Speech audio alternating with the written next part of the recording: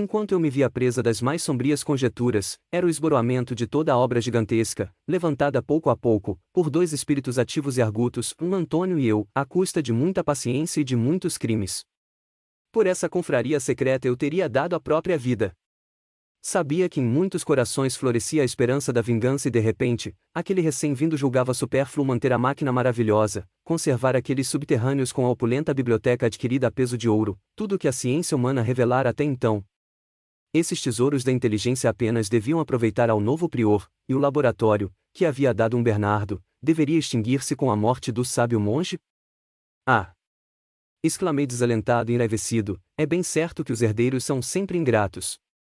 Bem que dizia a Bernardo, quando o encontrava na faina de fabricar ouro, ainda que o consigas, ninguém te agradecerá.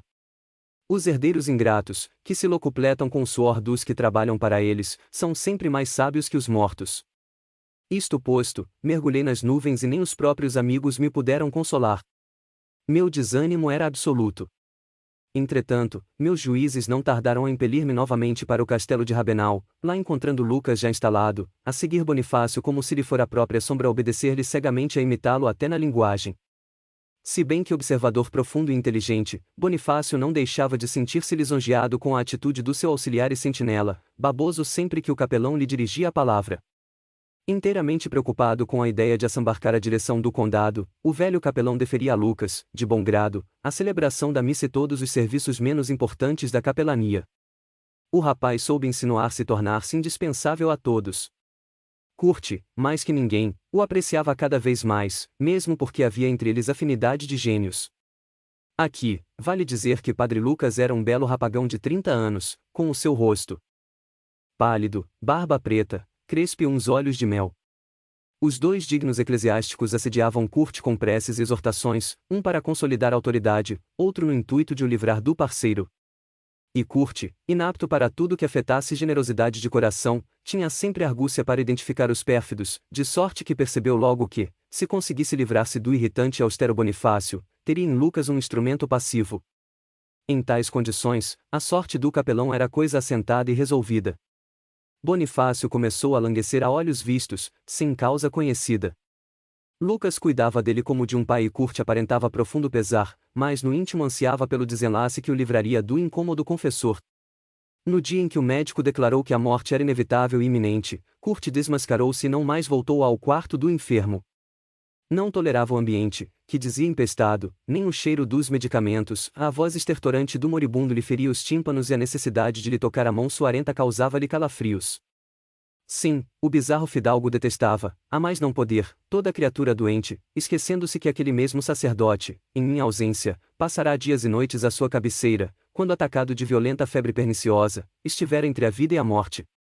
Indubitável que o Bonifácio era rígido, cruel mesmo e impiedoso até, quando julgava necessário, era do seu tempo e da sua casta, mas, aquele filho que eu tanto estremecera, a ponto de me tornar covarde muitas vezes, doía-me vê-lo tão degradado, a desmentir minhas melhores esperanças e previsões. Porque a mim, com justiça, poderiam julgar-me um homem dissoluto, um mau cavaleiro, mas nunca um mau pai. Dei a Bernardo Vale para visitar Bonifácio e ele o fez, justamente quando Lucas, já convencido do seu triunfo, dormia tranquilamente. Lá estava eu, invisível, à cabeceira do moribundo, quando Bernardo entrou e lhe apertou a mão rugosa. Depois de o examinar com a maior atenção, exclamou com espanto: "Pobre irmão! Bem vejo que sucumbes mortalmente envenenado, mas, que mão criminosa te daria esse veneno?" Depois, concentrou-se um instante, e exclamou: "Que horror! O filho do nosso chefe!" Bonifácio voltou a cabeça e murmurou: "Bem que o suspeitava e Lucas é o seu cúmplice, mas, não tem um cordial que me suavize a passagem?" Bernardo entregou-lhe um pequeno frasco e inclinando-se de olhos acesos, sussurrou: "Não te amedrontes, amigo, a criatura ofendida e traída sobrevive à destruição do corpo, podes crer, pois o chefe me apareceu e me disse." O enfermo reanimou-se e perguntou ofegante: "Juras?" "Sim, juro pela minha salvação", respondeu Bernardo, e logo Bonifácio: "Graças a Deus. Porque assim saberei vingar-me." Bernardo retirou-se e quando a noite caía, o padre Lucas apareceu. Vendo, o moribundo reanimou-se e falou com firmeza: neste transe de agonia, que já começou, eu vos maldigo, a ti a Curte, que me envenenastes, e vos condeno a sucumbir de morte violenta, igual à minha, dize-lhe isto, e já que o crime vos uniu, a vez de morrer na mesma hora, tomo a Jesus, nosso Redentor, por testemunha deste vaticínio. Recaiu no travesseiro, inteiriçando-se, envolvemo-lo em filetes luminosos para cortar todos os laços carnais e logo o tivemos entre nós, algo aturdido. Dando comigo, exclamou: Mestre! É então verdade? Curvei a cabeça e respondi: aqui, Bonifácio, não sou mais o chefe, mas apenas um espírito sofredor, retido na atmosfera terrena, por seus pecados. Kurt voltava da caça, expansivo e satisfeito, quando o padre Lucas lhe foi comunicar o falecimento do capelão, convidando-o a certificar-se por seus próprios olhos.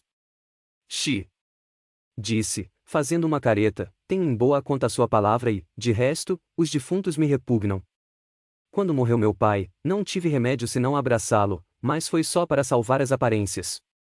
Nos ofícios religiosos dessa noite, lá estava firme a recitar o seu pater, mas com o pensamento bem longe dali. Ao concluir, falou ao comparsa, atento ao grande crime que tenho cometido em facultar a morte de Bonifácio, não me julgo digno de confissão e comunhão e quero empregar o tempo, até o regresso de minha mulher, em jejuns e mortificações. Acreditava que, com essa contrição exterior apagaria a culpa. Nessas ocasiões, também não deixava de interceder por Godeliva que, felizmente para ela, tinha morrido antes de se lhe tornar desprezível. Às vezes ele se dignava de encarecer minhas súplicas a Deus, em seu favor, mas logo considerava que eu tinha sido muito mal para merecer algo que lhe pudesse aproveitar e passava a esquecer. Nota do autor: o espírito desse Bonifácio foi mais tarde o famigerado Duque de Alba. Evoluído e graduado pela expiação e arrependimento, perdoou o seu algoz, na última encarnação de Curte de Rabenal, ofereceu-se voluntariamente para auxiliá-lo como espírito familiar. Infelizmente, Curte permaneceu egoísta, desalmado e libertino durante 600 anos, assim falindo em sua provação. Isto, porém, em nada afeta o mérito do perdão do ofendido. Os próprios crimes e a exorar o perdão das minhas faltas. Se pudesse ver que o espaço em que exalava seu fluido estava vazio, que suas preces banais, destituídas de sentimento não atraíam nenhum espírito benéfico e que o seu auditório invisível zombava dele, com fluido estonteante, ainda mais lhe obliterava o bom senso. A mim não me era dado, senão raramente, deixar aquele lugar de punição, e quando Rosalinda regressou do convento, assisti ao primeiro colóquio do casal, num quarto redondo que Rosalinda muito apreciava.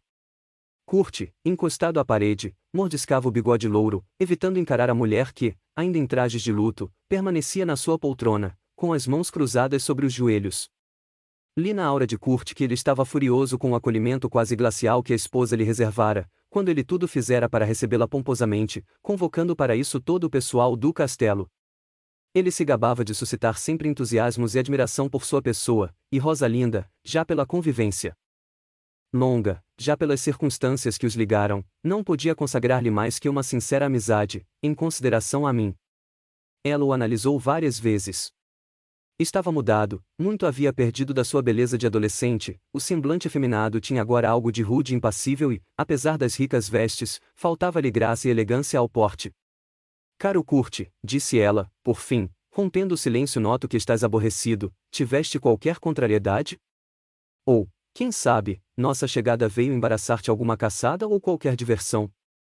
Criada sob aquele teto, a nobre Rosalinda conhecia melhor que ninguém o temperamento do jovem conde, mas, agora, como esposa, queria provar até onde ia a amabilidade do marido. Ouvindo-lhe a pergunta, ele se voltou bruscamente e falou em surdina, como fazia, aliás sempre que se encolerizava: essa é muito boa.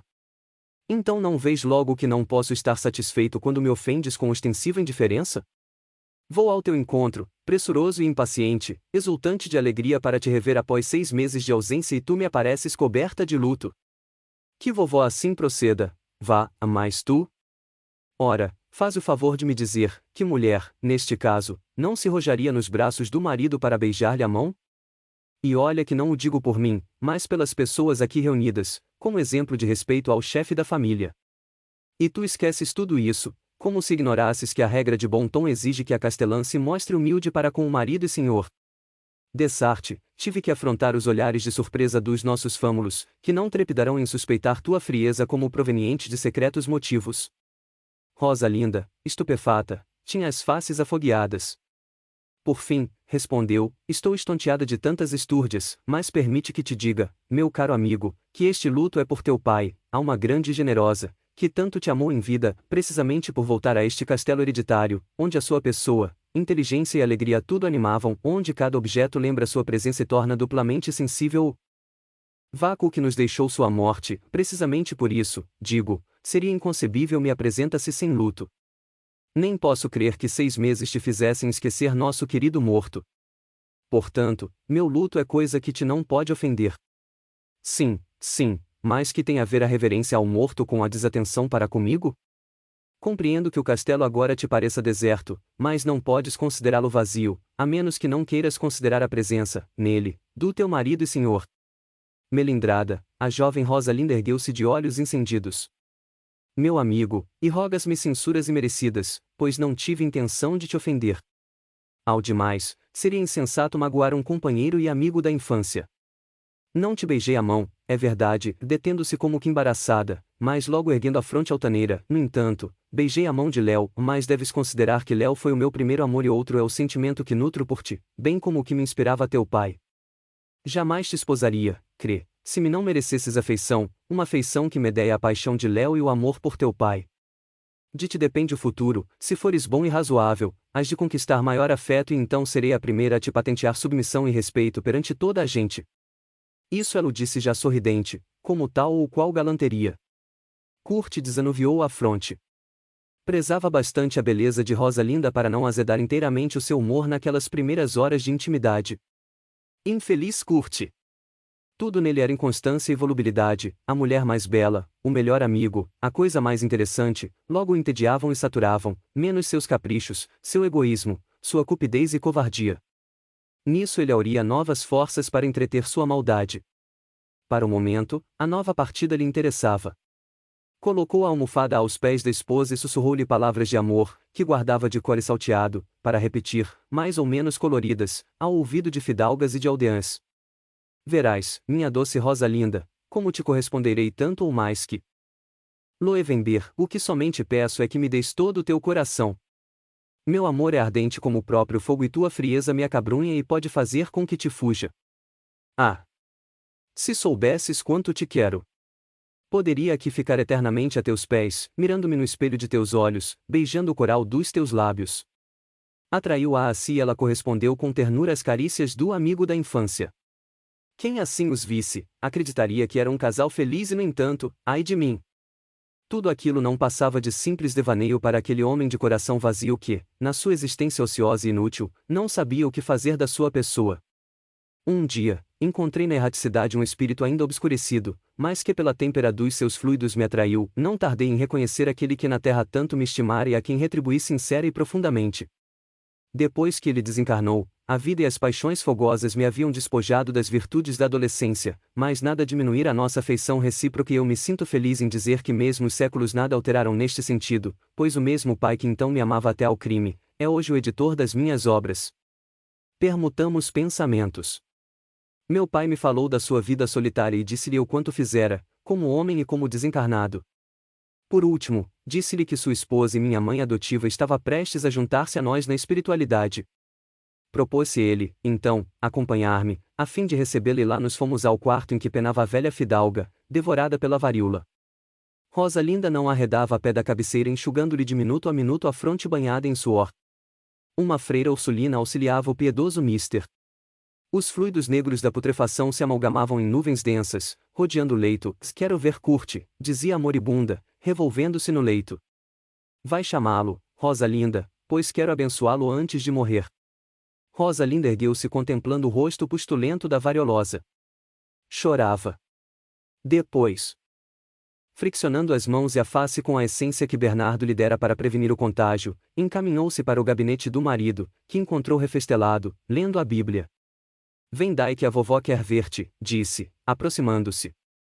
Isso é que não, retrucou com vivacidade. Mas, insistiu Rosalinda, quase súplice, ela pode falecer e quer antes te dar a bênção. Kurt firmou o cotovelo no livro aberto e pôs-se a olhar o teto. A custo respondeu, bem sabes qual é a sua enfermidade, e depois, fala tão baixinho que mal se faz compreender. Não me atrevo a respirar, nem mesmo suporto o hálito pútrido que ela exala. Olha, minha cara rosa linda, acrescentou com um olhar malicioso, a mulher casada que ama seu marido não tem o direito de fazer-se enfermeira, para não suceder que lhe transmita a doença. Assim, não posso abraçar-te agora, indene dos repugnantes miasmas que exalas. E dizendo, lhe repeli a mão pousada no ombro. É um cristão e um neto que assim se pronuncia, com a Bíblia aberta diante dos olhos. Exclamou a jovem, recuando, extremamente pálida. É assim que entendes a parábola do bom samaritano? Será que toda a nossa afeição deva extinguir-se, quando a criatura mais carece de amor? Então, amor não seja, mas amizade, o predicado único que nos leva a arrostar o nojo e os perigos de uma enfermidade grave. Quando se trata da vida de um ente caro, cujos momentos estão contados, e quando se lhe acompanha o sopro que se esvai, não há tempo de lhe considerar o odor. Não posso acreditar que estejas falando a sério, aquela que te serviu de mãe, que te cuidou desde que nasceste e em cujos braços cresceste quer ver-te e a sua enfermidade te assusta.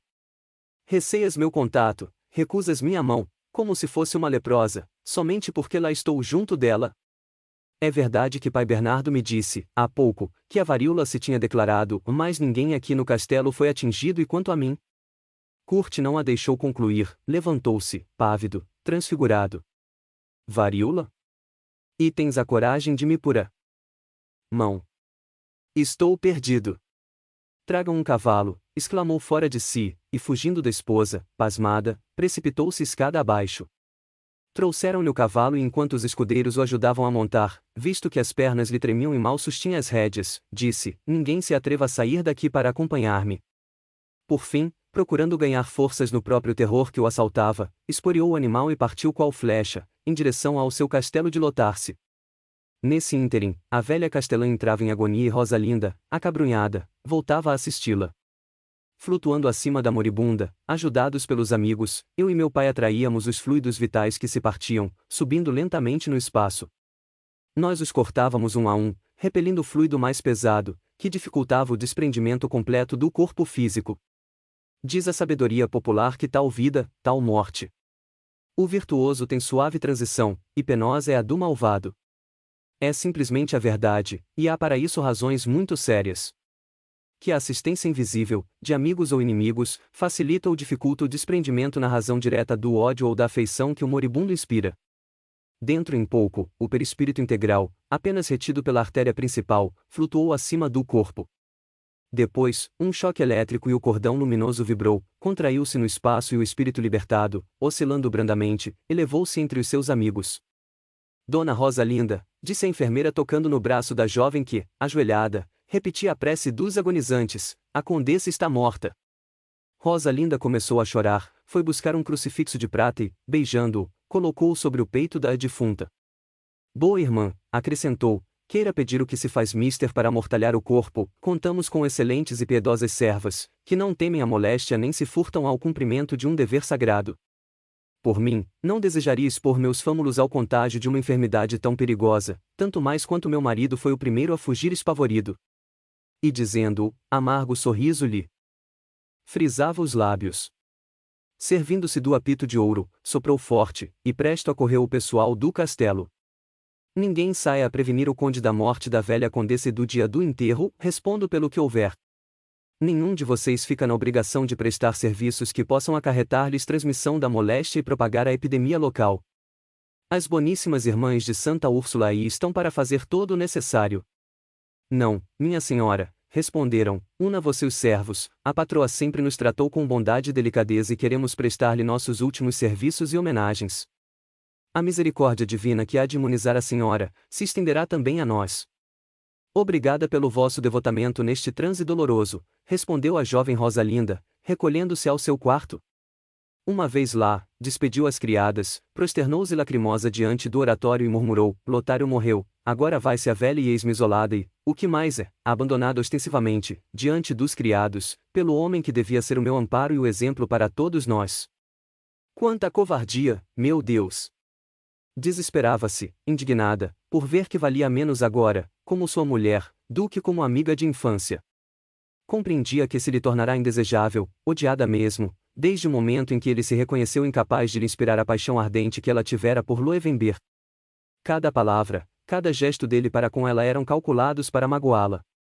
Muitas vezes, desaparecia por muitos dias, a pretexto de negócios e caçadas, quando, na realidade, o que fazia era cortejar o duque, namorando-lhe a sobrinha, princesa Úrsula, ou então frequentando ostensivamente justas e torneios, se bem que um ano apenas havia que perderá o pai.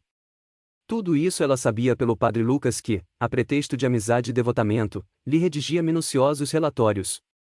Nessas condições, a jovem Rosalinda não raro chorava amargamente o seu destino, mas não podia, por outro lado, suportar indiferente tais ultrajes, nem tampouco inclinada à tarefa de regenerar o marido. Mulher do seu tempo, orgulhosa do seu sangue e da sua beleza, começava a odiar de morte esse marido que a ultrajava. As copiosas lágrimas que vertia não eram, portanto, de ciúme e sim de orgulho malferido. O enterro da velha castelã se revestiu de pompa digna da progenitora de Lotário de Rabenal, e os pobres enfermos, que ela sempre socorrera, choravam sinceramente a sua morte. Os serviçais que ainda guardavam luto pelo falecido amo tinham no rosto estampada a grande mágoa que lhes causava a perda de patrões tão generosos. Decorridos mais de 8 dias, uma bela manhã, chegou ao castelo um mensageiro do conde e voltou sem falar a Rosalinda, que recusou recebê-lo. Um segundo portador teve o mesmo destino, até que, passado um mês, o foragido reapareceu, a cavalo, começando por chicotear o guarda da ponte levadiça e, a seguir, o velho mordomo. Sua voz alterada pela raiva, reboava pelos corredores e salas da nobre mansão: canalhas! Como se atreveram a desatender aos portadores que aqui mandei? A senhora foi quem mandou, responderam em coro. Pois fiquem sabendo, seus cachorros, que, quem quiser viver sob este teto, tem que obedecer às minhas ordens, ainda que 10 castelães digam o contrário. Dirigiu-se aos seus aposentos, onde tomou um banho e se preparou para rever Rosalinda, mas a moça não lhe atendeu ao chamado, mandando dizer que só lhe falaria depois da refeição, na sala do oratório. Com isso, o fidalgo Curte perdeu o apetite, recusando os pratos e dirigindo-se de senho carregado para o quarto da esposa, decidido a desfeiteá-la com a sua frieza, impertinência e sarcasmo. Ao levantar o pesado reposteiro, deu com Rosalinda de pé, junto à janela. Belo vestido de lã, branco, ajustado ao cinto de ouro, deixava-lhe entrever as formas elegantes, a cabeleira opulenta negra como as asas do corvo, caia-lhe em ondas sobre as espáduas, e a vivacidade do rosto mais ressaltava o brilho do olhar. Vendo-a, assim, bela, Curte logo se acalmou. Ele estava, na verdade, farto de toda a espécie de aventuras com as mulheres louras e gordas, e aquela morena esbelta e sedutora, de maneiras finas e discretas, como que lhe espicaçava os sentidos enervados. Além disso, é força convir que intimamente, ele a queria mais que a quaisquer outras, e que sua dignidade feminina o assolava. Rosalinda tudo compreendeu de relance, mas quando ele se aproximou tentando abraçá-la, recuou de senho fechado. Não me toques, se anuía a esta entrevista, não foi para te contagiar de uma enfermidade repugnante com perigosa e, sim, e só, para te comunicar que me recolho ao meu castelo de Loewenberg, pois não posso nem quero conviver com um cruel e desalmado, não quero correr o risco de adoecer e ver fugir meu marido apavorado, com o escândalo de toda a região. Abandonaste a avó agonizante, e a esposa extenuada e pesarosa não te mereceu os mesmos sentimentos que acabas de afagar ao transpor aquela porta. Oh! Sim, agora sei quem és e quanto vales, queres brincar com a falena brilhante, mas logo que teus dedos rudes desbotem o vivo colorido de suas asas, ela será repelida com enfado. Teu coração é mais duro que o granito. Se não, dize, que pretendeste fazer com os míseros moradores de um albergue dependente dos domínios de Lotarse, isto é, uma tal Gertrudes e seu pai, cego, ambos atacados da varíola, mas ainda vivos? Não mandaste incendiar a casa a título de expurgo, estando eles ainda vivos? Se a irmã Angélica, que assistiu tua avó, não me houvesse prevenido a tempo, os 2 infelizes teriam morrido queimados. Agora, felizmente, eles estão em segurança, em terras de Loewenberg, onde não metes o bedelho, porque o duque mudou logo após a morte de Léo. Mas, tornando-se mais corada, isso não é tudo, essa mesma Gertrudes foi seduzida por um miserável, que jurou desposá-la e lhe deu em garantia um anel de rubi, cravejado de diamantes. Curte, concluiu com a voz entrecortada pela emoção, que fizeste do anel que sempre usaste antes da morte de teu pai? Surpreso e confundido, Curte procurava um meio de conjurar o repúdio da mulher, que lhe parecia mais bela e desejável naquele momento de exaltação. Ela queria abandoná-lo? Mas ele também a conhecia e sabia que, se tentasse impor seus direitos maritais, ela apelaria para o duque e o acusaria de público. O que ele mais temia no mundo era a divulgação das suas infâmias e o julgamento dos seus pares e vizinhos. Gostava do segredo e do mistério para os atos pouco louváveis, que lhe pontilhavam a existência, só os referindo quando, à força de hipocrisia, conseguia atribuir-se o papel de vítima. Todas essas reflexões lhe ocorreram num minuto, e, conhecendo a fundo a maneira de impressionar Rosalinda, atirou-se-lhe aos pés e exclamou com desespero e humildade bem representada: "Tens razão para me odiar e desprezar, confesso que sou um miserável, um poltrão. Reconheço a justiça do teu libelo e confesso-me horrorizado de mim mesmo. Entretanto, quando te traí, perseguindo Gertrudes, tu me havias abandonado por 6 meses e o meu amor árdego me levou a procurar distrações, aliás, indignas, bem o sei. Esse mesmo amor que me inspiraste, é o que me fazia ter ciúmes do meu adorado pai, a quem, no entanto, amava acima de tudo neste mundo, tanto que me não deito nem levanto, sem orar por ele." Kurt adivinhava que essa comovida referência a meu respeito não deixaria de produzir alcance. Prosseguiu: "A verdade é que pensavas só em ti, nas tuas e não nas minhas mágoas. Irritado, despeitado, pensei em te suscitar ciúmes e procedi, então, com a indignidade que justamente verberas. Contudo, não posso admitir que me abandones, pois a tua perda me acarretaria consequências que nem quero imaginar. Perdoa-me, pois, apieda-te de mim." Rosalinda ofegava. Por fim, falou com voz opressa: "Como perdoar tanta desumanidade? Ainda bem não se enterrara teu pai e tu, por mesquinha vingança, comprometeste o futuro de uma pobre criatura, tua vassala e, o que mais, e não franca e lealmente, mas aleivosa e torpemente. Depois, abandonaste tua avó às portas da morte. Pois bem, teus juramentos não me interessam, nada valem para mim, que sinto e sei que ninguém abandona o ser amado na hora do perigo. Se Léo adoecesse entre pestosos, eu só teria a preocupação de que pudesse morrer fora dos meus braços. Portanto, deixa-me partir." O farsante mostrou-se desesperado: "Se te fores, rebentarei a cabeça nestas paredes." Mas, inclinando-se: "Não prometeste a meu pai que jamais me deixarias? E queres, então, fazê-lo justamente quando te prometo corrigir-me?" "Sim, tu prometeste a esse pai, que me considerava o seu mais precioso tesouro, que nunca se mostrou indiferente aos meus dissabores. Vais, assim, desmentir tua palavra quando ele, por morto, já não pode protestar?" O canalha, sempre que lhe convinha, valia-se do meu nome, do meu afeto, e desta feita atingiu completamente o alvo. A recordação do nosso último e doloroso adeus sensibilizou o coração de Rosalinda e ela rompeu em soluços. Farto de tanta miséria e arrependido da minha fraqueza em comprometer assim a pobre Rosa, linda, esquivei-me ao cenário e, elevando-me no espaço, procurava o guia e amigo, a fim de reconfortar-me. Não sei dizer quanto tempo assim estive, afastado da terra, quando uma vibração etérea me advertiu que graves acontecimentos se estavam passando no castelo de Launay, onde residia Vilibaldi, outrora Marcos, médico de Tibério e amigo de Astartus. Na história de Tibério, o médico pouco aparece e, para que o leitor não pense, conhecendo a vida de Vilibaldi, que seu espírito tivesse regredido em vez de progredir, preciso dizer que ninguém ali havia que pudesse analisar o caráter de Marcos. Astartus, que foi quem melhor o descreveu, com os seus sentimentos de então, era um gladiador intrépido, mas não um observador profundo, era um camponês que votava grande estima ao sábio médico. Claro que o homem rústico, embrutecido no seu mister sangrento, não podia ter a acuidade mental e sutileza de observação do conde de Rabenal desencarnado. Aqui, devo esclarecer a psicologia de Marcos, qual era naquela encarnação. Não era homem bom e generoso por natureza, mas antes um temperamento maleável, que lhe permitia manter-se na corte e fazer-se indispensável ao seu cruel soberano. Amigo dos próprios que o odiavam, ele a todos obsequiava, embora pronto sempre a trair uns e outros. Não desprezava a ninguém, de vez que todos lhe podiam ser úteis, os áulicos por seu prestígio e os traficantes por seus recursos monetários, pois não era impunemente que se mantinha na roda do selvagem Astartus, jogador e beberrão como ele mesmo. Ainda no seu amor a Lélia era covarde, pois não tinha a coragem de defender nem de matar a mulher amada. Não obstante, com essa maleabilidade de caráter, fazia pomadas para sarar as chagas abertas pelo chicote de Tibério e nunca a defendeu, por simples gestos ou palavras que fosse. Salvou-se, disse eu em narrativa de Astartus, porque era benquisto e tinha muitos amigos, mas a verdade é que os adquirira justamente com essa engenhosa artificialidade, que o levará a acatar todo mundo, visando sempre pessoal proveito. A desgraça o feriu antes que estivesse bastante elevado e garantido para mostrar o revezo do seu temperamento. Assim era ainda o nosso Vilibaldi de Launay, pródigo e folgazão, tinha dissipado a fortuna e não guardava aparências de luxo, senão à custa de expedientes.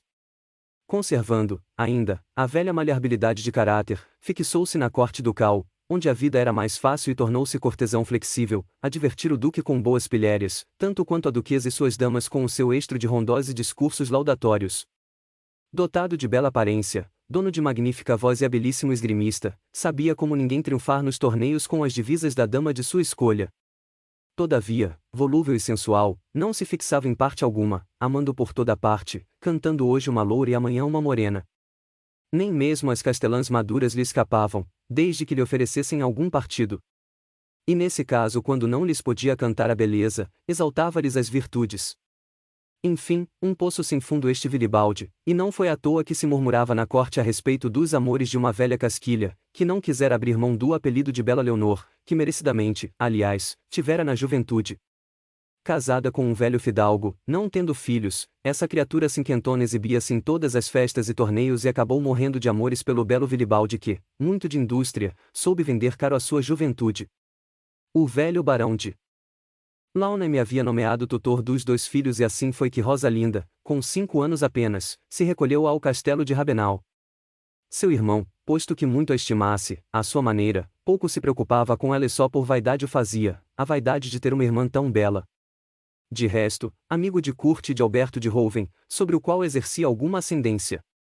Enquanto vivi na terra, sempre ajudei Vilibaldi, que me comprazia por sua inteligência. Com Curte, porém, o caso era outro, porque o meu herdeiro era avaro, rapace, invulnerável. Valendo-se dos seus talentos, Vilibaldi, sem se humilhar, era bem acolhido em toda a parte e reconheço que, com o seu gênio perdulário não procedia de outra maneira. Entretanto, Curte, que estava coberto de quaisquer necessidades, por baixeza de caráter procurava ensejos para dobrar a espinha. Oh! Sim, rastejar perante o que lhe parecesse grande e áureo, constituía honra para ele. Já do meu tempo na terra, Curte frequentava a corte e se fazia humilde cortesão. No séquito da duquesa figurava a jovem e bela viúva, de nome Cunegundes, herdeira de riquíssimo e velho fidalgo, que desejava muitíssimo vê-la casada em segundas núpcias. Formosa e amorável, a Cunegundes sobravam adoradores. Curte alistou-se entre eles e conseguiu cair-lhe em graça. Por mim, desaprovei tal casamento, convicto de que o gênio caprichoso de Curte e as paixões mal dissimuladas de Cunegundes desfechariam em pandemônio conjugal, mas, fraco como sempre para resistir aos caprichos do filho querido, anuía aos esponsais, fixando-lhes um ano de espera, para que consolidassem seus votos. Vilibaldi tinha acompanhado com olhos de inveja o namoro de Curte com a viúva e soube fazer-se amigo de ambos. Aproveitando a dilação, aguardou o momento de uma rixa mais séria dos noivos, coisa aliás frequente, dada a impulsividade de ambos, para falar a Cunegundes de uma tal Godeliva, misteriosamente desaparecida e que diziam casada com ele e por ele assassinada num acesso de feroz ciúme. Ao ensejo dessa conversa, o trovador, cantando os olhos negros e os cabelos louros da viúva, foi capitulando todos os defeitos do noivo: avareza, vaidade, brutalidade para os servos, aventuras amorosas. Não deixava, é certo, de desculpar o amigo, mas a insinuação estaria feita. Nesse ínterim, falecia o tio de Cunegundes, legando toda a opulenta fortuna à futura condessa de Rabenau à jovem viúva, porém, começava a sentir-se ameaçada de perigo maior com as cenas violentas que Curte lhe armava, e aproveitou um momento em que ele, para pirraçá-la, cortejava a princesa Úrsula, para romper o compromisso, ou melhor dito, para trocar o noivo, irritadiço e voluntarioso, pelo trovador que se apoderou melancolicamente das divisas. Julgando-se ao abrigo de qualquer suspeição, uma vez que a decantara antes de herdar a fortuna, Vilibaldi só poderia regozijar-se de ver assim espontaneamente aceito e recompensado seu fiel e modesto amor. Curte voltou ao lar, desesperado e furioso, acusando todo o mundo de infâmia e traição, e nada percebendo do mal-entendido que lhe restituía a sua liberdade. Consolei o que pude, sem falar no causador do rompimento, para não acenar com um trapo vermelho ao meu novilho berrante. Aliás, ele depressa se consolou, recomeçando pela 4ª vez a requestar Rosalinda, que possuía o dom mágico de refrigerar sempre os seus melindres ultrajados. O casamento de Vilibaldi foi realizado com toda a pompa e o boêmio fidalgo antegozava o esbanjamento da opulenta fortuna ludibriando, naturalmente, a mulher. A jovem baronesa, inteligente e precavida, soube resistir e anular as veleidades do Estroina. Assim, promovia festas magníficas, opíparos banquetes, com os quais Vilibaldi podia divertir-se e gozar a saciedade, mas o seu lema era: nada de infidelidade, nem dissipações. Profunda melancolia apossou-se do rapaz, e contudo, nada mais lhe restava fazer, senão conformar-se. Assim corriam as coisas, quando me passei dessa para um mundo melhor, onde a lucidez espiritual me ensinou a desprezar mais os homens. Assim exposto o passado, volto ao momento em que um apelo do espaço me atraiu ao castelo de Launay. Ali me encontrei no quarto redondo de uma torre, onde se me deparou a mesa guarnecida de preciosa baixela e finas iguarias. Percebi que esperavam apenas pelo castelão, para iniciar o jantar. À luz de 2 velas esbatia-se o perfil sedutor de Cunegundes, que, vestida de branco e de cabelos soltos, ocupava a rica poltrona brasonada. Junto dela, de pé, estava um rapaz de beleza incomum, cabelos crespos e negros, fisionomia enérgica e olhos cintilantes cravados no rosto da castelã que, por sua vez, refletia a paixão ardente que lhe ia na alma. Esse jovem era Guido, alquimista italiano que, a breve trecho, chegado da corte, se havia instalado no castelo de Launay. Nesse momento, Guido tirou da bolsa um frasquinho e, examinando-lhe o conteúdo à luz da vela, disse: veja, senhora, algumas gotas no vinho é quanto basta para ficar livre. Convença-se de que deverá agir, pois do contrário, quem se vai sou eu. Amo-a, louco, perdidamente, é certo, mas, o meu temperamento italiano não tolera partilhas. A verdade é que, cansado de peregrinar ao léu da sorte, o maroto queria implantar-se ali, tudo abocanhar e dominar, como senhor, antes que amante apenas tolerado. Enquanto assim lhe punham a vida em jogo, Vilibaldi fulo de raiva, escondia no gibão aguçado o punhal italiano. Ia jantar com a esposa e tencionava, à sobremesa, liquidar o imprudente aventureiro. E esperava consegui-lo, crente de haver bem dissimulado a sua boa-fé, como quem tudo ignorava até o momento. Ao vê-lo galgar as escadas que contornavam a torre, ninguém diria ser aquele mesmo trovador alegre e sorridente da corte ducal. A ideia de que o vil alquimista nadava em ouro, ferventava-lhe os miolos. Atrás dele seguiam 2 pajens com 2 cestas de flores, mas, no fundo de uma delas, via-se oculto um rolo de cordas, para amarrar o alquimista, caso não sucumbisse ao primeiro golpe, e na outra, um chicote. Para dar juízo à ingrata Cunegundes. Os atores terrenos da tragédia que se ia desenrolar, engendrada por suas paixões, não podiam ver o fluido negro que começava a acumular-se em torno deles, bem como a maleficente alegria dos seus inimigos, que procuravam excitar-lhes mais ainda essas mesmas paixões. Preparei-me então para assistir aos acontecimentos. Cunegundes agradeceu ao marido as flores, dando-lhe uma palmadinha na face, com trejeitos de faceirice. Procurando esboçar um sorriso, Vilibaldi assentou-se, saudando polidamente o alquimista, que ergueu a taça, dizendo: a sua saúde, barão. Ao mesmo tempo que a baronesa enchia e passava ao marido outra taça. O barão, despreocupado, ou antes, preocupado com o seu plano, esvaziou a taça de um trago, depois, despediram os pajens e logo o italiano apressou-se em fechar a porta por dentro. Vilibaldi, ocupado no momento em trincar uma caça, levantou a cabeça, admirado. Como? Estás louco, disse, levantando-se e dando alguns passos para a porta. Súbito, porém, deu um grito e comprimiu o peito com as mãos. Era o veneno letal. Num instante, o belo rosto desfigurado se cobriu de manchas roxas, sangrenta espuma lhe aflorou dos lábios, e contorcendo-se em dores que lhe rasgavam as vísceras, tombou agarrado à mesa, que cedeu com estrépito.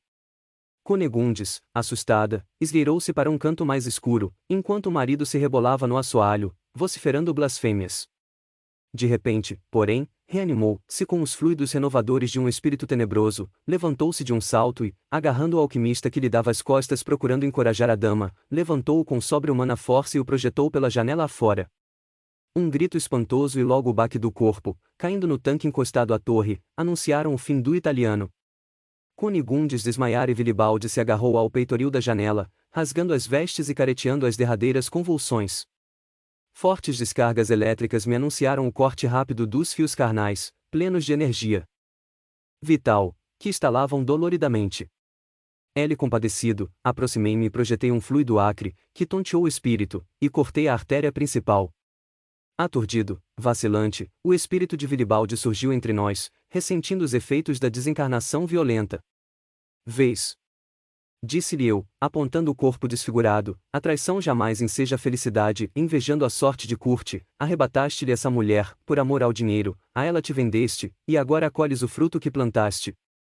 Convence-te, então, de uma vez para sempre, que enquanto não te deixares levar pelo tipo ideal da mulher, hás de perecer assim miseravelmente, sempre.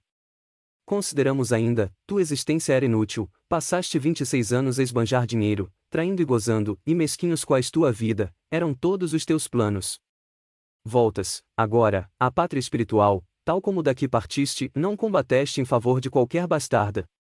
Espírito indolente, não chegaste, sequer, a experimentar uma dessas erupções vulcânicas, que norteiam o pensamento para o bem ou para o mal e que, ainda assim, sempre representam um trabalho moral. Eu me sentia com autoridade para falar desse modo, porque, não obstante minhas faltas, era superior a Vilubald. Nesse instante, apareceu um grande espírito, melancolicamente velado e me apressei a interrogar qual o destino do recém-desencarnado. Errar no plano espiritual, solitário e inativo, foi a resposta. Nuvens paradas repontaram do espaço e arrebataram o espírito de Vilibald num turbilhão semelhante à existência humana que tivera. Por vezes, o mosteiro me atraía. O que lá se me deparava era inatividade. Faltava a mão que acionava a roda. Os conselheiros que ajudavam os irmãos vingadores estavam desanimados, uns abandonando seus planos, outros entregues em potente desespero. Algumas vezes, atraindo o fio vital de algum médium, tornava-me visível nos corredores sombrios e gozava o louco terror dos monges.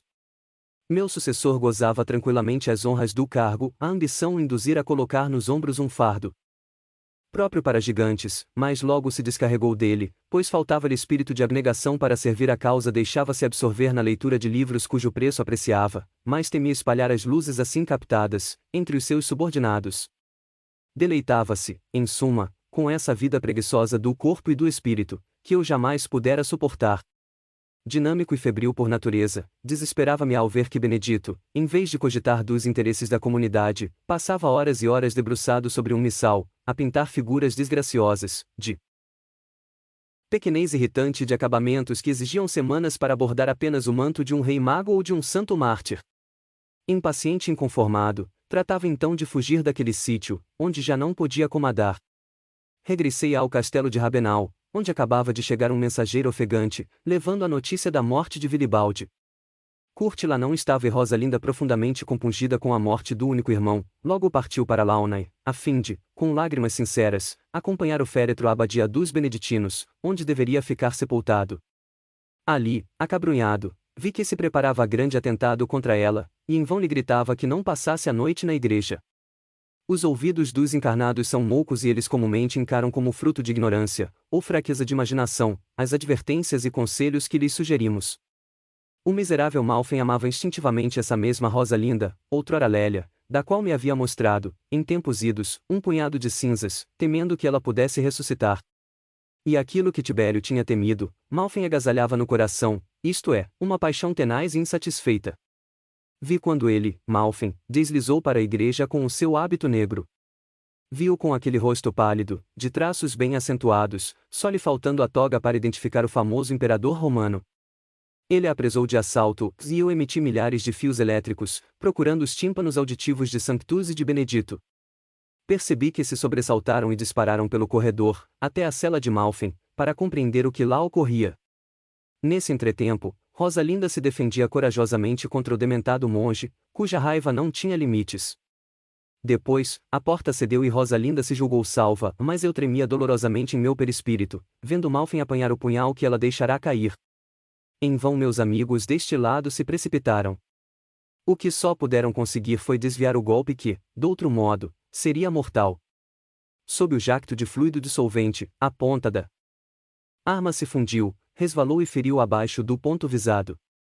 Não tardou que meus nervos fluídicos me advertissem do próximo fim do filho que tão caro me fora. Oh! Pensei comigo mesmo, se ele de fato conservar no coração um resquício de afeição a Rosalinda, não deixará de o revelar agora, no temor de perdê-la. Mas, decepção cruel! Kurt chegou e nenhuma vibração de amor, de pesar, nem mesmo de terror, lhe jorrou do coração vazio, que somente se contraiu de enfado à vista de uma ferida.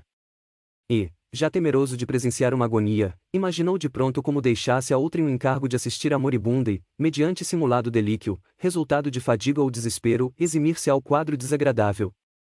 Não teve tempo, contudo, para executar esse projeto, pois Bernardo lhe participou que o ferimento não era mortal, e então decidiu-se a lançar os olhos ao semblante da esposa desmaiada.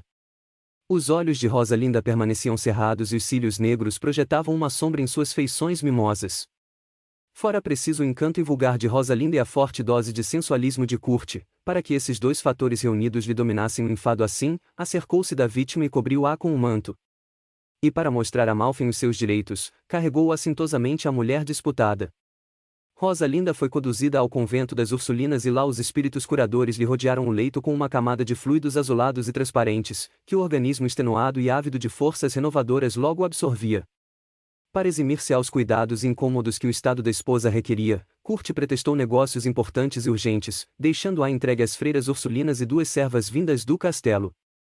Isto posto, desbordou-se em aventuras, amou uma viúva 14 dias, dedicou-se depois, uma semana, à jovem aldeã e outra ainda, a uma estalajadeira de obscuro albergue. Depois, passou 15 dias na corte do Cal a reencetar seus velhos amores.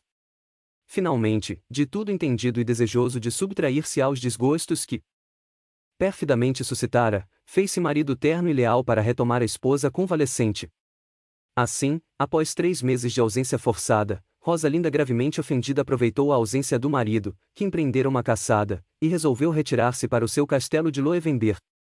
O padre Lucas ficou incumbido de lhe dizer, da sua parte que, uma vez tão bem disposto com o ensejo de sua enfermidade, poderia assim prosseguir dali por diante. O tresloucado Kurt não podia deixar de exasperar-se furiosamente, de vez que estava, então, num dos seus períodos de exaltação amorosa pela esposa. Rosalinda era-lhe indispensável. Procurou-a, não foi recebido. De regresso, encontrou na floresta um carvoeiro, nem mais nem menos que o malogrado noivo da pobre Gertrudes, que, vendo sozinho o homem que lhe destruíra a felicidade, atirou-se a ele e o esfaqueou, deixando-o caído na estrada. O golpe, porém, não foi mortal. A hora de Kurt não havia chegado e ele imaginou logo que o incidente lhe poderia ser útil. Divulgou desde logo o atentado, para demonstrar a Rosalinda que a causa da sua repulsa não vingaria melhores resultados, antes pelo contrário.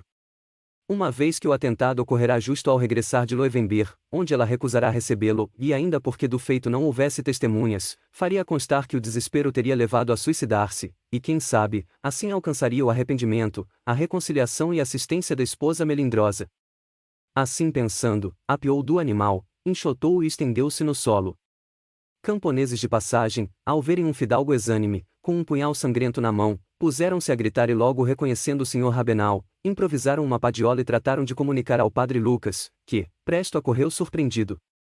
Kurt fingiu-se desacordado, mas quando o padre lhe pensava o ferimento, abriu os olhos e murmurou baixinho que ninguém procurasse um malfeitor, pois só a repulsa de Rosalinda lhe determinará aquele ato desesperado.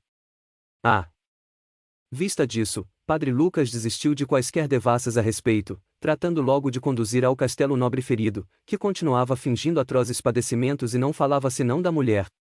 O capelão enviou a esta um mensageiro e, tal como o Kurt imaginara, Rosalinda correu consternada para junto do pretenso moribundo. Com voz desfalecente, o falso suicida lhe engrolava palavras de arrependimento e Rosalinda, assaz comovida, prometeu não mais o abandonar e de fato velou à sua cabeceira noite e dia, até que de todo se restabelecesse. A convalescença, já se vê, foi demorada e trabalhosa para quantos o assistiam, tendo em conta seus caprichos e impertinências. Sobressaltado e inconformado com o menor sintoma ou sensação dolorosa, impressionava-se com a morte e chegou a comungar 2 ou 3 vezes. Dia a dia, tornava-se mais insuportável, exercendo sua maldade principalmente com Rosalinda, a quem exprobrava tê-lo abandonado, levando-o ao extremo desespero. Sem embargo, não se eximia de perseguir qualquer rapariga bonita que aparecesse no castelo. Um dia em que Rosalinda, mais que nunca revoltada, tentava despedir uma empregada por ele seduzida, resolveu ir até ao castelo de Loevenber. Ao passar perto do casebre onde morava a infeliz Gertrudes, esta lançou-se-lhe aos pés e confessou que o noivo, reconciliado com ela, se havia ali homiciado, depois que atentara contra a vida do conde. Ajoelhada a seus pés, suplicou proteção e auxílio para se ausentarem do país, visto que seu pai já não existia. Rosalinda aqueceu e prometeu, penalizada, socorrer o desditoso par, regressando indignada ao castelo e disposta a desmascarar o audacioso hipócrita, que ainda uma vez tripudiara da sua boa-fé. Kurt se preparava para jantar quando ela entrou na sala, de rosto esfogueado e olhos coruscantes. Que se passou contigo para te mostrares tão exaltada? Perguntou comovido, por isso que a coloração daquelas faces o faziam perder de súbito a impressão de indiferentismo que a esposa lhe infundia, desde que ele se restabelecera e ela esmaecera fadigada. O que há é que és um mentiroso desprezível, com essa história de suicídio. Mas, logo se deteve em presença dos criados, e Kurt furioso exclamou, fora daqui, todos. A sala esvaziou-se como por encanto, ficando apenas o padre Lucas. Estúpida que sou em acreditar em ti. E tu, hipócrita refalsado, ainda por cima me arguis de insensível. Então não foi o noivo da mal-aventurada Gertrudes quem te feriu? Consente que diga, objetou ele com doçura e dignidade, que não é justo procurar motivos para caluniar teu marido, as aparências atestam contra mim, mas crê, só a falta de tua confiança me impediu de revelar toda a verdade, desde logo. Padre Lucas, meu confessor, ali está para confirmar que sempre me julguei em falta e arrependimento. Com relação a Gertrudes, Padre Lucas inclinou-se num gesto confirmativo. Pois bem, prosseguiu, quando o noivo da pobre rapariga me feriu, desisti de mandar enforcá-lo, como de direito me competia, e chamei a mim toda a responsabilidade do crime, não só no intuito de salvar a vida do criminoso. De resto, aprumou-se altaneiro, sou bastante religioso para não tentar jamais contra a própria vida. Entretanto, crente de que ia morrer, era natural quisesse rever minha esposa. Rosalinda tudo ouvia embasbacada, acabando por dizer, foi assim? Verdade que foi por isso que me iludiste? Oh! Que motivo outro poderia existir? Eu quis apenas resgatar com os meus sofrimentos o mal que fiz à pobre Gertrudes. E dizendo, acercava-se de Rosalinda, tomava e lhe beijava a mão. Meu inquebrantável amor por ti, é pois tão ofensivo? Pois olha, eu não me esqueço que és o legado mais precioso daquele pai querido, e o só desejo de resgatar um erro é que constitui meu crime. Em todo este episódio Rosalinda, que não podia suspeitar de tanta hipocrisia, reconciliou-se com o marido e o jantar tão mal começado, acabou em paz. Logo em seguida, Kurt mandou chamar Tisbo, servo de sua predileção. Inteira confiança, aliás perverso e truculento, cometendo-lhe a incumbência de prender o carvoeiro e conduzir Gertrudes a um castelo distante, isso depois de enforcar o noivo diante dela, por lhe tirar, assim, toda a vontade de viver. Essas ordens foram cumpridas à risca e, por algumas semanas, o desalmado Kurt assediou de tal arte a esposa, que ela não pôde enviar a Gertrudes o prometido socorro, para que se exilasse com o desgraçado noivo. Um dia, porém, enquanto o conde buscava o palácio ducal, Rosalinda teve notícia da terrível tragédia e se arrependeu amargamente de haver, no auge da sua cólera, traído o segredo do infeliz casal, antes de lhe ter provido a segurança. Indignada, desesperada, recolheu-se ao oratório e a ideia de estar ligada a um homem tão infame, por pouco a enlouquecia. Rosalinda fora minha discípula, muitas vezes conversáramos, horas e horas, sobre assuntos desconhecidos das mulheres daquele tempo. Seu intelecto desenvolvido, agudo, exaltava-lhe ainda mais a sensibilidade, com relação aos ultrajes do marido. No curso de sua perturbação moral, naquele momento, vi aproximar-se um mau espírito, mas, não obstante desejar afastá-lo, nada consegui, sentindo-me até esgotado pelos próprios fluidos pesados que me envolviam. Desembaraça-te dele, sussurrava-lhe o espírito maléfico, é um réptil venenoso, funesto a quantos se lhe aproximam. Considera, que liberta do seu jugo ominoso, muito benefício poderás fazer. Não estás farta de saber que ele te não ama? Olha que se não o liquidares, acabarás liquidada, se não há ferro ou veneno, há golpes de amargura. Vê como estás desfigurada, teu rosto é de cera, olheiras violáceas, lábios secos e retraídos, e o sangue te escalda os miolos a cada instante. Tais as insinuações do malévolo espírito, que se entrechocavam na mente exaltada e vacilante da pobre Rosalinda. Desde que me casei com ele, monologava ela consigo, não mais tive sossego, subordinada aos seus caprichos extravagantes. Sem filhos, dentro de poucos anos minha beleza se fanará e o miserável não trepidará em repudiar-me, vergonhosamente. Esta hipótese fê-lo estremecer e começou a suar em abundância. Pois que morra ele, então, e saberei resgatar o crime odioso com a salvação de mais alguns inocentes. Kurt deveria regressar depois do jantar. Febril, nervosa, Rosalinda ordenou que lhe servissem no quarto a refeição da noite. Vestiu-se de branco e, trêmula, abriu uma caixinha, comprada a um alquimista italiano que se hospedara, havia pouco, no castelo, dela retirando o pequeno frasco contendo esverdeado líquido que, sem maior sofrimento e sem deixar vestígio, dizia-se, tinha efeito fulminante. Sofrega, deteve-se em frente da janela aberta, em cujo peitoril alguns pombos debicavam quaisquer migalhas. Queria experimentar o tóxico, mas era evidente que não se animava a sacrificar os inocentes e graciosos bichinhos. Afastou-se, ao ver que começavam a pôr a mesa do jantar, e assistiu a esse trabalho como se estivessem armando um cadafalso. Experimentou, assim, as angústias que soem preceder a realização de um crime. Em seguida, despachou os criados, e certa de que ninguém poderia observá-la, derramou o veneno da taça de ouro do castelão, taça que, pela profundeza e espessura, mal deixaria transparecer o conteúdo. E, como se já houvesse perpetrado o crime, deixou-se cair numa cadeira, exausta de forças. Debalde me esforçava eu em segredar-lhe: deixa-o, ele encontrará quem o castigue, lembra-te de que é o filho de Lotário que vais aniquilar. Em sua cólera e orgulho ofendido, ela como que me respondia: não, já não posso tolerar esta convivência, esta união, este suplício, é preciso destruir essa criatura nefasta, a benefício meu e de muita gente. O ruído da ponte levadiça levou-o à janela e, procurando acalmar-se, assumiu a atitude displicente, atirando migalhas aos pombos. Kurt não tardou a surgir no pátio, a cavalo, sobraçando um falcão e seguido de alguns escudeiros. Enquanto ele subia a escada, tinha ela a impressão de que o cérebro se lhe rompia. Ah! Exclamou ele entrando, mandaste servir aqui o jantar? E após ligeiro saudar, deixou-se cair numa cadeira, displicente e fatigado, esticando as pernas. Febril agitação me abalou o perispírito, ao considerar que Rosalinda ia macular-se com um crime odioso. Do coração me brotou ardente súplica meu guia espiritual, que logo surgiu, pacífico e luminoso. Ele tudo sabia e, com o seu fluido aureolado, tocou o coração e a mente da atribulada criatura que eu, com os meus fluidos pesados, não conseguia atingir. Nesse momento preciso, Kurt encheu de vinho a taça e levou aos lábios. O guia sugeriu então: todo crime é condenável, pois lá está no Evangelho, que o sangue derramado recair sobre aquele que o derrama. E Rosalinda logo considerou, em si mesma, que devia emendar a mão.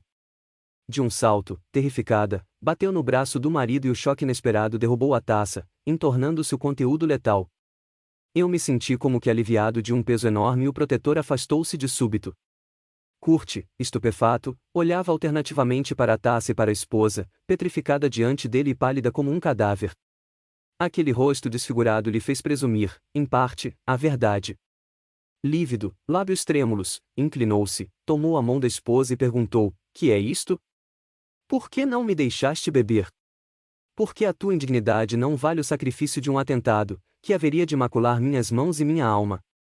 Ele rojou-se-lhe aos pés e balbuciou com voz insegura: querias envenenar-me? Não, não creio. Não é possível. Mas, afinal, por quê? Na sua vaidade, ele não podia conceber semelhante atentado à sua valiosa pessoa, e muito menos que pudesse exasperar uma mulher a ponto de lhe transformar em ódio ou afeto, para culminar no crime. Pois é verdade, prosseguiu Rosalinda, desejava desembaraçar-me de ti, porque és um perjuro, sem fé, nem lei. Para ti não há dignidade, honra, amor, fidelidade, moral, enfim. Sempre que falas é para traiçoar e mentir. Fazes de mim joguete dos teus caprichos e já não posso tolerar tanta maldade e aleivosia. Dize-me, que fizeste do carvoeiro? Felão, não vês que, conspurcas o nome de teu pai? Ao derramar veneno, hoje, no teu copo, travei com a consciência a luta maior da minha vida, experimentando todas as angústias infernais. Agora que tudo sabes, deixa-me partir, visto que as tuas infidelidades e maluquices me exasperaram a ponto de ameaçar-te a existência. Desta vez, meu anjo da guarda pode evitar o crime, mas quem poderá garantir a repetição desse amparo da providência? Assim falando, deixou-se abater numa cadeira e cobriu o rosto com as mãos. Kurt tudo ouviu acabrunhado. Ela soubera de tudo e procedera no auge da desesperação e ao demais, não chegará a consumar o crime, logo, considerava, não lhe era ele de todo indiferente e quereria fugir-lhe mais, talvez para se não deixar vencer pelo ciúme. O coração lhe inchou de vaidade e deitou à esposa ferida e indignada um olhar de satisfação íntima. E como lhe pareceu bela, com aquele vestido branco de mangas abertas, que deixava entrever os braços roliços e bem torneados. O semblante, o colo alto, os cabelos negros, tudo nela despertava um novo encanto e até a maneira pela qual quisera eliminá-lo, exaltava-lhe o sistema nervoso esgotado. Lançou-se-lhe então aos pés, procurou destapar-lhe o rosto: Rosalinda, doce amada, perdoa-me. Aqui me tens a teus pés e crê que te agradeço me haveres poupado a vida, para que possa emendar-me e reparar minhas faltas. Nunca, como neste momento, pude avaliar a extensão de minhas culpas, mas, ainda uma vez, a última vez, te suplico, perdoa teu marido. E chorava. Sim, chorava não de arrependimento, mas do choque nervoso que a iminência do perigo lhe causará. Deixe-me, respondeu Rosalinda, repelindo-o, eu nada quero de ti senão a ausência definitiva, recuso protestos de falso amor, mentirosas promessas de regeneração. Deixarei esta casa, ninguém me poderá deter. Quanto a ti, fica-te à vontade e bom proveito possa escolher dos teus deboches e traições. A mim é que me não apraz aqui viver, traída e humilhada. Levantou-se tentando fugir-lhe. Vendo-a assim esquiva e resoluta, ele exclamou, não crês no meu amor e quiseste matar-me? Pois bem, se me não perdoares, atiro-me desta janela ao pátio. De um salto, galgou o peitoril, contando com a comoção da esposa. Esta, incapaz de calcular a farsa, deu um grito e estendeu os braços para detê-lo. Mas a verdade é que o farsante, só por dar mais colorido à cena, alçou uma perna e tomando atitudes, gritou, queres que te tragam meu corpo espedaçado? Ficarei, disse ela com voz soturna, apoiando-se no espaldar da cadeira. Kurt desceu da janela, abraçou-a e beijou-a, mesmo desmaiada. 2 horas depois, um escudeiro cuja montaria arquejava e espumava de cansaço, parou defronte do portão do mosteiro e pediu os socorros do irmão Bernardo para a nobre castelã. Kurt, mais cabeçudo e intratável que de costume, estava assentado no seu oratório e a todo instante pedia notícias da enferma. Bernardo lhe declarou que o estado era melindroso e ele compreendeu que, dessa feita, se excedera na partida. Com que mágoa me acerquei do leito de Rosalinda, não saberia dizê-lo, senão que utilizava todos os recursos ao meu alcance para aliviá-la, de vez que sabia, intuitivamente, não ser chegada a sua hora. Kurt ia vê-la uma que outra vez, era evidente que seu amor arrefecia, pois como já tive ocasião de dizer, ele abominava incoercivelmente toda criatura doente. Ao demais, tinha refletido muito e acabou revoltando-se com a ideia de que a esposa o julgara tal como ele era e tinha tramado a sua perda. Também a ele lhe aprazia desembaraçar-se de quantos o conheciam a fundo. Bernardo havia exigido os maiores cuidados com a enferma, inclusive absoluto repouso. Kurt valeu-se desta circunstância para acobertar seu natural indiferentismo e passar todo o tempo em confabulações com o malicioso Tuisco. Dileto confidente dos seus dissabores. Tuisco não vacilou em aconselhar o divórcio e ele, para matar o tempo, recomeçou a frequentar a corte, ali passando semanas inteiras a cortejar a princesa Úrsula, cujo casamento havia agorado mais de uma vez, e que esperava a morte de Rosalinda para fazer-se condessa de Rabenal. Por fim, Rosalinda se restabeleceu, mas, enfraquecida de corpo e alma, não alimentava qualquer ilusão sobre o marido, sempre ausente. Um dia, ele se apresentou, procurando fazer-se jovial, mas um simples reparo nos olhos frios, bastava para lhe desmascarar toda a hipocrisia.